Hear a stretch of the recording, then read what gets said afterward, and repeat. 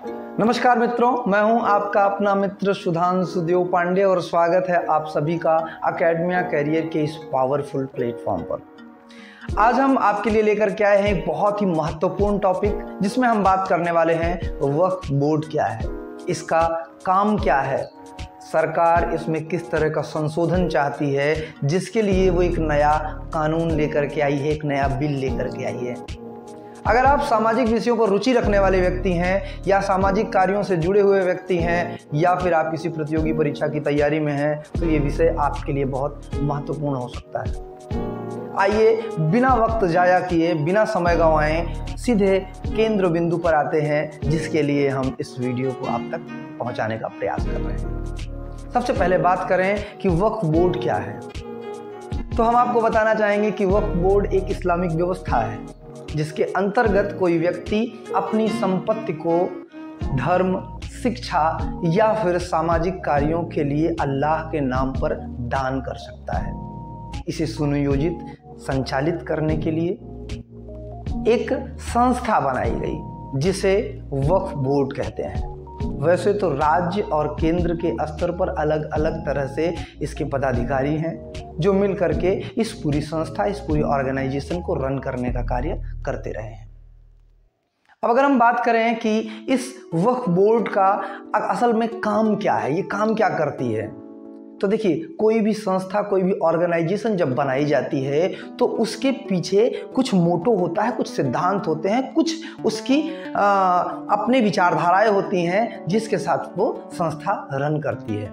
बात करें वक्फ बोर्ड के कार्यों की, तो वक्फ बोर्ड का मूल कार्य है वो, जैसे हमने बात की कि राज्य और केंद्र दोनों के स्तर पर वक्फ बोर्ड बनाया गया, जिसका कार्य है कि वो जो वक्फ बोर्ड की संपत्ति है उसका संरक्षण करे और उससे होने वाली आमदनी का प्रयोग मुस्लिम समाज के हितों के लिए करे, उनकी शिक्षा के लिए करे, उनके धार्मिक बढ़ावे के लिए करे। लेकिन होता क्या है कि समय के साथ कोई भी सामाजिक संस्था वो धीरे धीरे उसमें दोष आने लगते हैं, धीरे धीरे वो कहीं ना कहीं अपने मूल उद्देश्य से भटक जाती है। कुछ ऐसा ही हुआ वक्फ बोर्ड के साथ।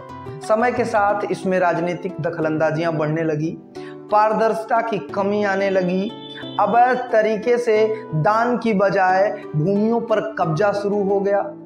धीरे धीरे समय के साथ इसमें वो राजतंत्र वाली व्यवस्था पारित होनी शुरू हो गई, जिसमें मुस्लिम हितों की बजाय स्वहित की बात होने लगी।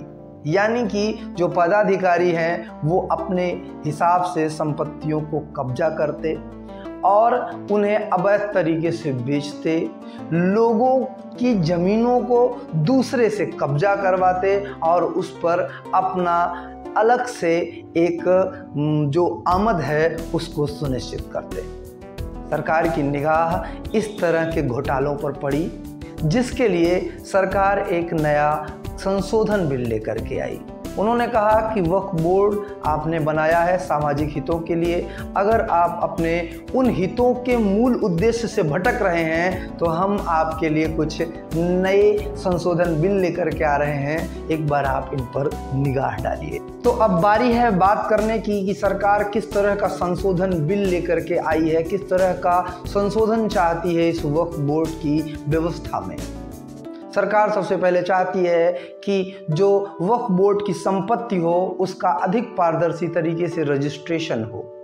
दूसरा, सरकार चाहती है कि जो भी वक्फ बोर्ड के विवाद हो उसके लिए एक न्यायाधिकरण बनाया जाए। तीसरा बिंदु है सरकार का की ये मंशा है कि इसमें जो भी घोटाले होते हैं, जो भी गबन होता है, जो भी अवैध कब्जे होते हैं, इसके लिए विशेष प्रावधान किए जाएं। और चौथा, सरकार चाहती है कि इसमें राजनीतिक हस्तक्षेप को दूर किया जाए।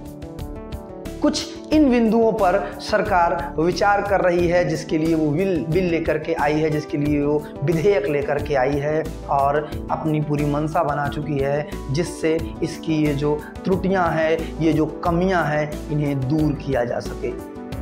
वैसे तो वक्फ बोर्ड की स्थापना मुस्लिम समाज के हितों के लिए की गई थी, लेकिन आज समय के साथ उसमें इतने दोष जनित हो गए हैं कि कहीं ना कहीं मुस्लिम समाज को स्वयं ही इस वक्फ बोर्ड से खतरा है, जिसके लिए सरकार चाहती है कि इसके जो कमियां हैं इनको निकाल करके बाहर किया जाए और इस वक्फ बोर्ड को एज इट इज़ अपने मूल सिद्धांत पर चलने के लिए, सुचारू रूप से संचालित होने के लिए फिर से स्थापित किया जाए।